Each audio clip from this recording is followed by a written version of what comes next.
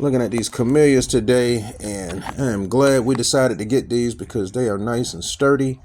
And this one is a little on the scraggly side. It looks like it's on the struggles bus, but this is going to be nice and full because our other smaller ones, when we pruned them, they just bushed out and just buds everywhere.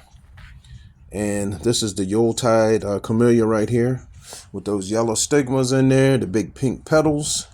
And we're just going to put them down the border so that we have some color when everything else is going dormant.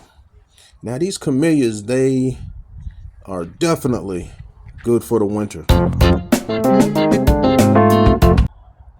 Yeah, we went to the nursery and it was starting to cool off outside, and Janice said, when do you put these camellias, when do you plant camellias? I said, now. We went out there and we found some nice Yuletide camellias to put in, and we looked at some other ones, and they were about the same height, but these Yuletides had so many buds on them, we just had to have them. They do really well in filtered sun, when you have sun shining through branches of leaves.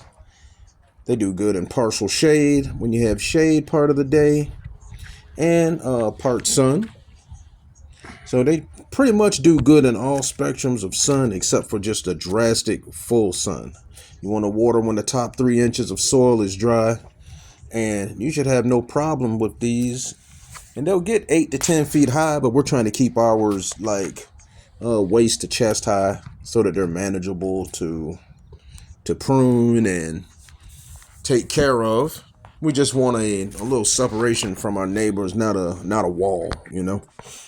39 degrees today, feels like 34, and we have some rain on the way. So basically we're looking at the camellias, how they looked back in November. It's February now, but this is looking back, and everything still applies, and we just love the way they look.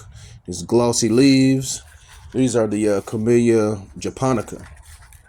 Now these will bloom into the spring, like from the winter, near the end of winter into the mid-spring.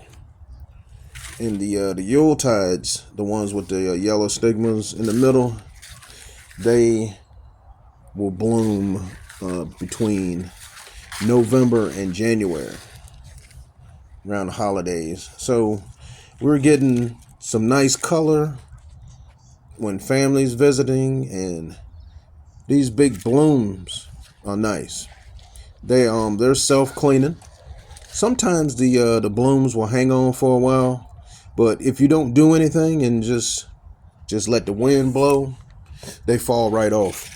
So they're self-cleaning, and we prune them. When you prune them, you want to wait until after they bloom, because when the flowers are dying back, that energy goes back into the bush for the next flush of blooms. Now these Yuletides here, these are the ones that bloom between November and January. See, that's just right for the holidays, so they can show off with your family members. Fertilize in the spring with a liquid fertilizer, and prune them after they bloom. The Yuletides are one of my favorite camellias. These 2 camellias that we have here are the most beautiful that I have seen. And out of the selection that we had at the nursery, the Yuletides were the ones with the most buds, and they bloom. They just have a non-stop bloom session. Once they start blooming, you get a full bush of just beautiful flowers. Look at this. Look at the petals there. This is like a double flower there, and it looks like the decoration paper that you put in a gift bag or something. Look at that. Got that nice red color with that green. It's got that Christmas holiday feel to it. And these are nice and formal looking, the way we have them pruned across the top.